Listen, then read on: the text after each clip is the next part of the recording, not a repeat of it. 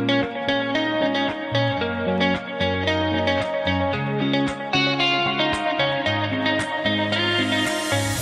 everyone, it's Dr. Rick, founder of Herbal 411 and the Dr. Rick Hiking Excursions on Facebook.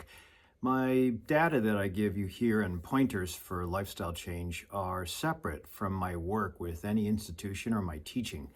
So just to get that across, I did happen to see a new patient that came into an immediate care center saying that he is coming in to get his maintenance stuff. And I had to inquire, who is your primary care doc? The patient said, well, you guys are. So I have no problems with where I currently work because I trust all the providers that if we have to bend and take on patients that are coming in acutely for just refills, I trust the providers I work with. The one problem I find is that on the flip side, I run an integrative medicine practice. With my patient collaborations, we'll sometimes spend up to 90 to 120 minutes just trying to hammer out results and direction and what has failed, what hasn't failed, what we tried, what we should shoot for as new goals. And if those of you who attempted to start New Year's resolutions and now you're off the proverbial line, I think it's okay. Don't be frustrated. Most people will usually bag their resolutions within 3 weeks, and that's okay, but we do need to get you into your primary care doctor who will give you that support and maybe divide up more time so that you don't have to do what we find online or what you might have investigated on a TikTok or on an Instagram reel. I think it does take a lot of investigation, understanding the data, and knowing what has worked or what in patient populations fails, what really is worth the investment, and then knowing who you are. So that's why all that stuff is really important to kind of put into the mix and the mold when we put together a plan of action for making a change. No question, changes are tough. Beginning an exercise program is going to hurt. Starting to drop calories is going to make you hungry and grouchy. Trying to go to sleep early and waking up early, you're going to be tired. So all these things we usually take for granted. But typically when you do take those things for granted and you maintain bad habits, it's going to eventually bring you to the point where you feel bad or you're starting to feel the symptoms. A lot of my millennials, a lot of my 30 to 50-year-olds don't feel anything until suddenly it hurts or aches and pains, knees pop, you have to crack your neck all the time, you wake up with a sore back, or you have headaches that are mild but not so bad, stuffy noses, or those other things, a little bit of a hot flash, a little bit of vaginal dryness, a little bit of memory fog, a little bit of impotence, a little bit of difficulty with controlling your anger. So all these things just kind of nuanced get into your life. And I think it's too short to just say that's from age. If you look at the Blue Zones, or if you've ever watched Live Till 100 on Netflix, fantastic information, all about what Dan Buettner found as far as people living till 100 and thriving. I think there are certain parts of the world where they practice old school medicine. They have family values, they work a lot, meaning they move, they put a lot of true grit into the daily activity, they go to sleep early, they wake up early, they eat whole food, mostly non-processed and prepared at home food. So those old school goals are still very important. Now, today, with all the information that's just like a tsunami of available data that you can find online at PubMed, that's the National Institute of Health, or other great sources, if you know how to read data properly, you can put together your own lifestyle change. And I think a lot of what Dave Feldman, an engineer, came up with is citizen scientists. A lot of people are not trusting their doctors anymore since 2020 when COVID first came out, and they're on their own. I think the bros in the gym started that a long time ago, but a lot of the bros are now PhDs and they're putting out good information. The question is, are you reading the right information or are you cherry picking? And truly, if you're doing a carnivore diet or you're going vegan like the Ornish low-fat plant-based diet, or you're practicing fasting, intermittent fasting, 5-day FMDs, if you're pushing zone 5, if you're pushing zone 2, if you're doing cardio, if you're not exercising at all, whatever you're doing, there's a lot of great information. But it has to be personally designed. And I do think that there's a couple of priorities that have to be started, or at least engaged, when you go through lifestyle change. And that's what I do with my Herbal 411 is I try to inspire people to change. But I have to be practical with you. You know, there's always this investment that I have when I go through my typical 90 to 120 minute consult with my patients. I call it collaboration because that's what I want to do is I want to put together enough data points for you to assimilate and hopefully engage. And it'll make it fun. Typically, there's something called a Pygmalion effect. A Pygmalion effect is like when a coach or a teacher believes that you are going to do great. And for some reason, the outcome is that you do great. So kind of like being with a quit tobacco group. When you have somebody that you're accountable to, you have better outcomes. The Hawthorne effect, when you're being filmed, you do better with your actions. So all these things are human psychology. So that's why I think my patients are a subset of patients that are, number one, driven to change. That's why they come to see me. I have a concierge practice. It's a virtual practice. And a lot of people will be like, well, why do I want to go to a guy that's on TV or online only and not see that person in person? But I think I can get a lot of molding and positive reinforcement with the time that we spend virtually, more so than the typical primary care doc. And again, I have no problems with the primary care docs that I have grown up with. I definitely trust the providers I work with now in the hospital system that I'm employed by. But there's some not so good in other systems that I've been at before. I used to work with Advocate, used to work with Northwestern, now CDH, or CDH now Northwestern, and a couple other places. And there's always going to be some docs that are questionable. And hopefully those guys get weeded out, or gals get weeded out, because they're not doing justice to their communities. And I think there's one fault that if you practice standard medicine and you're on the gun, because you have to be obligated to see so many patients per hour.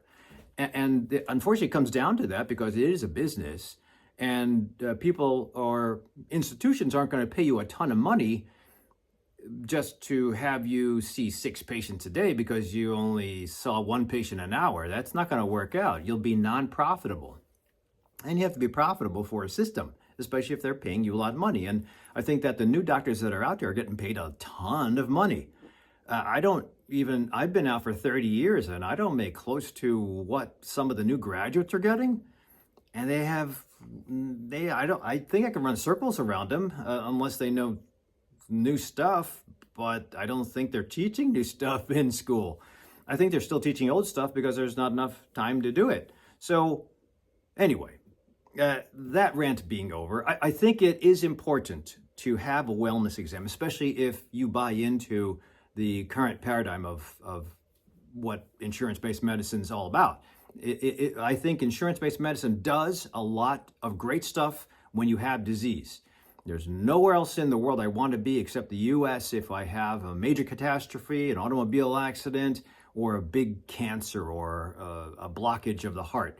We have high-tech stuff and we get it done. We also have one of the highest amounts per capita of spending. So that probably equates to the same thing versus not having so much insurance and then having to do your own thing and be healthy on your own. And that's why, those of you who don't know, that's why China came up with a martial art, which is Tai Chi, Kung Fu, Qigong. Back, I don't know how long ago it was, but the government found it was very difficult to take care of so many people. So they started saying, okay, that backlog of people that are waiting to get into the doctor's office, we're going to have you go and do exercise and Tai Chi and Qigong and acupuncture. This to keep them busy. And it turns out that group of people, they were unloading the system that group of people actually did pretty well. So they kept that Tai Chi Qigong as a martial art because it was accepted as being an alternative source for going to the doctor's office, and it was valuable. So that's how they came up with it. Just a little tidbit. Anyway, the idea is that you do have to invest. And if you just depend on waiting till the last minute and getting rescued, that's fair, but the typical rescue, if it doesn't change the root cause of your problem, going back to the timeline of what caused the problem way back in your 40s and now you're 60 with a heart attack or cancer or some kind of high blood pressure issues, if you don't change the root cause, you can get fixed, but you will proceed to go through more damage and require more fixes. So it gets deeper and deeper and deeper. So you really have to understand, even if you get the best medicines in the world and the most aggressive specialists on your team, you really have to go backwards and figure out root cause analysis and kind of shift the paradigm to change all the bad habits that you did. Now, like the Ozempic is fantastic. I mean, there's been an inflection point in society now where heart attacks, it usually be heart attacks were the number one killer of the entire world, mostly in the US, but if you look at the statistics, the number one reason for people dying in the US is heart attack. And it has been climbing, but for the first time since Ozempic and Mounjaro are out, it plateaued a bit. So we're seeing a paradigm shift now where people are not getting as many heart attacks. Why? Because they're losing weight. I think there's a problem with Ozempic, especially if you use it and you don't make changes at all as far as exercise. You'll lose weight, but you'll also lose a lot of muscle. And if you lose the muscle and also you drop your metabolic rate, just like the Biggest Loser phenomenon, you're going to not get off that medicine. Because your metabolic rate drops, you lose muscle, you have no energy, you'll be thinner than before, but you'll also be weaker with less muscle, probably osteoporosis. I mean, it's better than a heart attack, but you have to change root cause. And to get back to why you have to change or how you change that, you get to your primary care doctor's office. If you use the urgent care center as your primary care doctor's office, because that's what this all is about. This is the number one case of my rant on what I find wrong. If you use the urgent care center as your primary care doctor and you just get refills, that's okay. You'll probably need a whole bunch of refills and more medicines to refill, because unfortunately we're in the immediate care center, we have to see people properly and come up with the right diagnosis and hand back to primary care or send out to specialty services. But we also don't want to have an immediate care center that's backed up like 8 hours. And we have to close on time. We have to get people efficiently taken care of. The community has to be healthy, and that's what we're there for. Because a lot of primary care doctors aren't available, so they send their patients to us. And we take care of things, maybe reverse the disease or the infection like influenza, COVID, RSV, or walking pneumonia, mycoplasma pneumonia. But we always expect that you should follow up with your primary care doctor. If you don't have a primary care doctor, then we hook you up with somebody. So when you go to an immediate care center that's connected with a hospital, that is good because they can usually turf you back to primary care or give you a really good specialty service or primary care doctor if you don't have one. So there's connections and you will not be dropped. The ball will not be dropped. If you go to an immediate care center like I think Midwest is one around here. The ones that aren't connected, they're just freestanding. They don't refer you to anybody. So you get your Band-Aid and then they might get you back into their list of providers that they have to take care of or piecemeal your care. But when you piecemeal your care, something is going to be dropped because you have different people that have been trained differently. So most people that work in urgent care centers, you were either trained in the emergency room or they're primary care docs. And I think that, again, the hospital system I work at, I love the guys that I work with, the guys and the gals. The providers are great. And we know who to refer back to. We have a long list of docs that at the hospital have volunteered their time to be on our list. But if you go to a freestanding immediate care center, you can get lost. If you go to the immediate care center just for your primary care needs, and that's all, you don't really have a primary care doctor, you might get lost or disconnected in the daisy chain of treatment. So I think it is important to get to a doctor's office. it is important to utilize the immediate care center and do things with the provider instead of doing things on your own, especially if it's failing or other people at your house or your work are sick.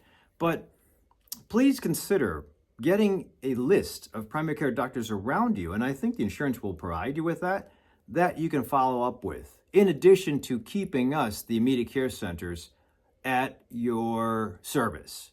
That's what we're there for, because we don't want you to get sicker and we don't want you to infect other people or go on with a little injury for 12 months that should have been settled in 3 months.